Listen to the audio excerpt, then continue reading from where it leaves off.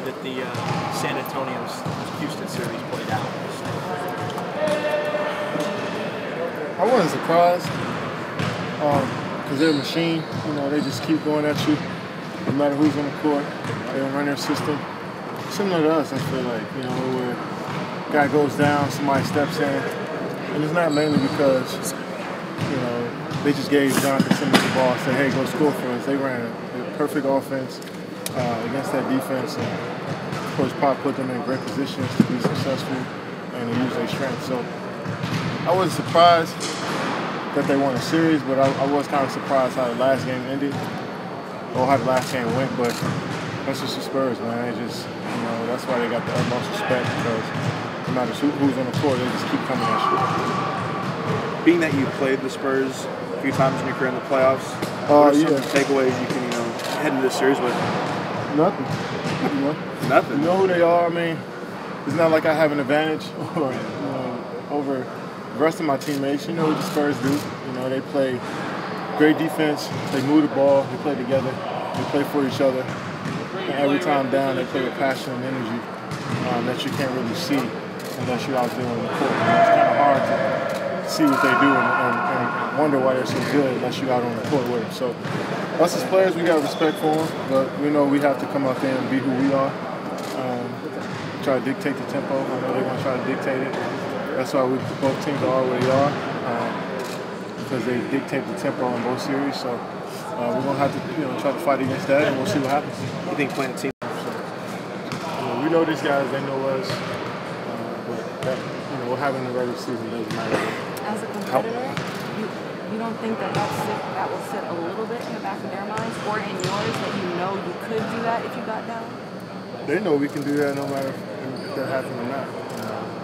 Teams don't stop playing when they get up against us, and we don't stop playing when we get down. So they know what can happen. We know what can happen if we get up, and they can fight back to get back into the game. So it's not like they're thinking about that third game, just like we're not really thinking about the first game of the season. We know what they do, like I said. We know how they approach the game. They're well coached. They're a machine, like I said earlier. They just keep doing the same stuff over and over until they find a weakness and exploit it. We got to be on point. As you always know, greatest coaches ever. But as you see, what is the scariest weapon from Coach Pop? He's just innovative. He's a lot of the schemes that you see in the league now. Feels like you first seen it with the Spurs. Forcing the guy in the post, forcing him on the baseline, having double team come from the baseline. Running the hammers out of timeouts. The hammer is start the game. Somebody screams at the corner for a wide open three. So the wedge pick and roll. If you go back and look at film, you know what I'm talking about. I know it sounds like foreign language, but some of the stuff that a lot of teams do, they get it from the Spurs. But some of the coaches that coach for the Spurs end up around the league as well, just because they have such a great system. So I just feel like he's innovative, and you never can underestimate a great championship mindset, and that's what they have over there. We got the utmost respect for him, but we also know what we do. We're a dangerous team as well. That play together, that plays for each other, that plays for energy, and plays defense. So it's going to be two great teams to play. Kevin, do you feel like your defensive better here at the Warriors, and do you think you've been an underrated defensive player throughout your career? Underrated? Yeah. My coaches don't feel like that. I've gotten better since 2013 is where I thought I could really turn the corner as a defender. And around 2012, that's when coaches stopped thinking that they can go at me and get a basket, or I can get in foul trouble.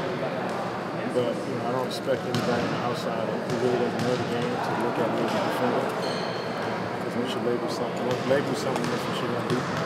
But I feel the last 4 or 5 years, I've definitely continue to keep getting better and smarter. I have the physical tools, but it's also about mentally knowing what to do. I don't feel like I get picked on or people call sets just to try to score on me. That hasn't happened in a while. But I also know where I'm going to, which is boxing out getting rebounds where I, banging down those low with the big fellas. I definitely have to get better at that, but I've grown leaps and bounds from where I was. So I feel like I've been a solid defender in this league for a while. Great, thank you. Appreciate that.